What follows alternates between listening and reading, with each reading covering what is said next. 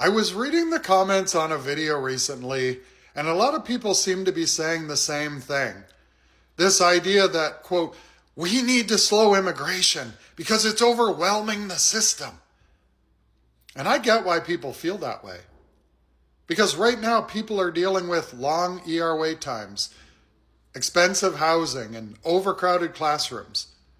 That part's real. But let's look at what's actually happening. Because on the surface, it looks like cause and effect. More people equals more pressure on housing, more pressure on healthcare, more pressure on schools. And the conclusion becomes immigration is the problem. But here's what's missing from the equation. Those systems were already underfunded. They have been for years. This just didn't show up last week. They were already strained, already being cut back before immigration increased. So no, healthcare didn't suddenly collapse because of immigrants.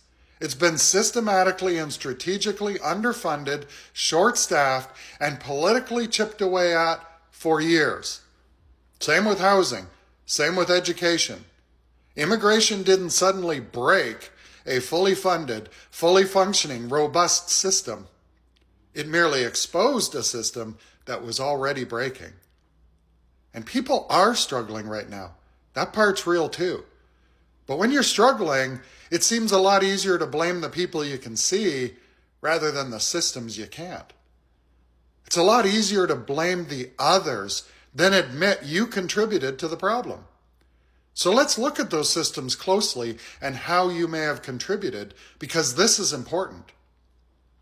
All the issues people are complaining about, healthcare, education, housing, and even immigration levels, those aren't federal responsibilities, they're provincial.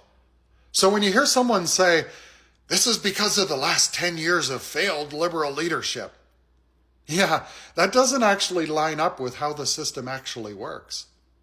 If hospitals are understaffed, if schools are overcrowded, if housing isn't keeping up, if you don't like all these immigrants, if you claim crime is out of control, those are decisions being made closer to home by your provincial Ministry of Housing, Ministry of Health and Social Services, Ministry of Education, and Ministry of the Solicitor General. So my question to you is, why do you keep re-electing these provincial premiers? Like over and over and over. They say the definition of insanity is repeating the same experiment and expecting different results. In Ontario, I blame the last 8 years of failed conservative leadership. And it's been almost as long in Alberta too. Either way, it's not immigrants who are the problem. So yeah, we need better infrastructure. We need better funding. We need smarter planning. But blaming immigration for broken systems, that's solving the wrong problem. Because as any healthcare professional will tell you, if you misdiagnose the cause, you'll never fix what's actually broken. It's not the people. It's the system we stopped investing in years ago.